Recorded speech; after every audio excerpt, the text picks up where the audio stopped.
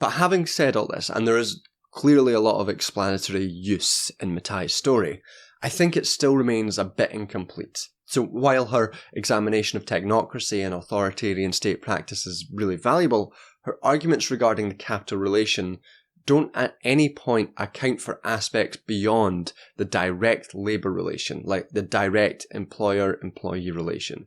So the capital relation in Matai's work is understood purely as the wage-labour capital relation. And this necessarily reduces the scope of all of these capital relations. Gendered reproduction, household labour, essential racial elements of this are entirely missing. For the labour relation to exist requires the daily and systematic reproduction of the labour force. And this happens through gendered division of labour, where women generally take household, unpaid, devalued domestic work. And that reproduces the worker, and through childcare, future workers. And I think this is really important and a really big oversight because austerity measures, especially today, don't just reduce worker power, but cut the publicly accessible means of reproduction, which ends up forcing gendered divisions of labour within the household, reinforcing classic gendered divisions of labour.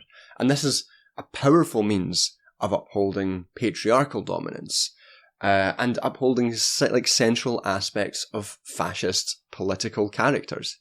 Fascist politics is always hugely patriarchal. And similarly, through hard border regimes and racial discrimination, austerity regimes consistently maintain white supremacist racial regimes while systematically lowering the value of racialized labour power. And in doing so, this lowers the value of labour power in general. And these are, I think, pretty essential elements of both the capital relation, but also of the constellation of features which make up fascism.